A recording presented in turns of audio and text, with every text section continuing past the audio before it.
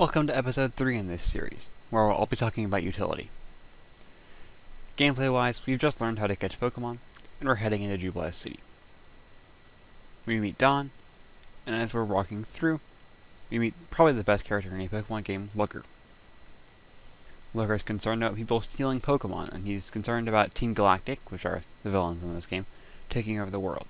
So, instead of telling him about the man at the lake, that's extremely suspicious, we decided to just keep on going with what we were told to do, and we go deliver our town map to Barry. Along the way, we grab a potion, and we also grab a Quick Claw. Finally, we start probably the worst fight of the entire run, our second fight with Barry. Barry leads off with the Starly, which could be problematic. It doesn't have Intimidate yet, so it doesn't automatically lower my attack, but it knows the move Growl. Now, our best way of doing damage to the Kamen Turtwig is by using Pound, a normal type physical move.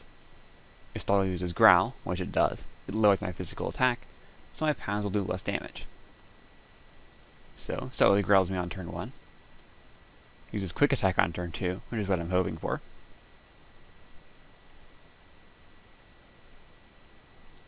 Then it uses Growl again on turn 3, so my attack is now halved.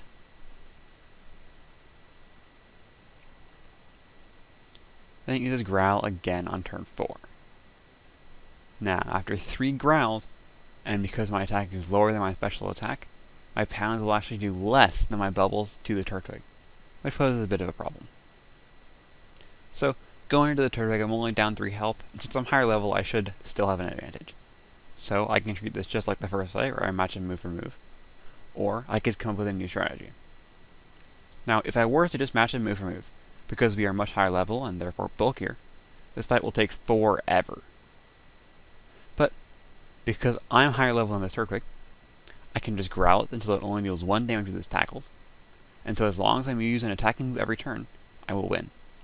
I also grab the potion from the trainer school for more safety in this strategy, so even if he crits me, I can just steal it off. So, both of these strategies are viable, but the second one is faster.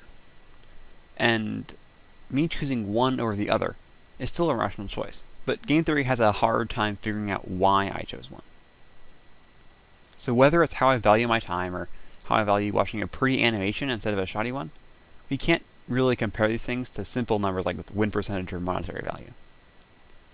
The solution that game theory has is utility, and it's sort of a numerical representation of happiness.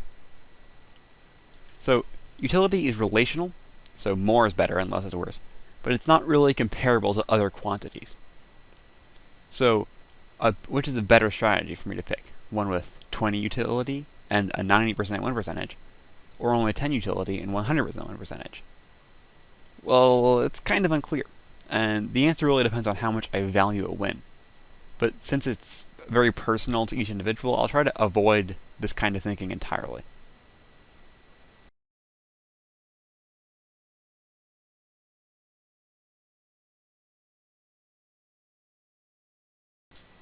And finally, after 5 minutes of a battle, the battle finally comes to close with me using Pound to slowly whittle down this Turtwig's health. After finally beating Barry, we can move on to catch our first non-starter encounter of the run, which is probably the best early game encounter you can get. That is, in the Oreburgh Cave, we catch a Zubat. After this, we'll be fighting Rourke in the next episode, which will be on the topic of opportunity cost. I look forward to seeing you then. Have a nice day.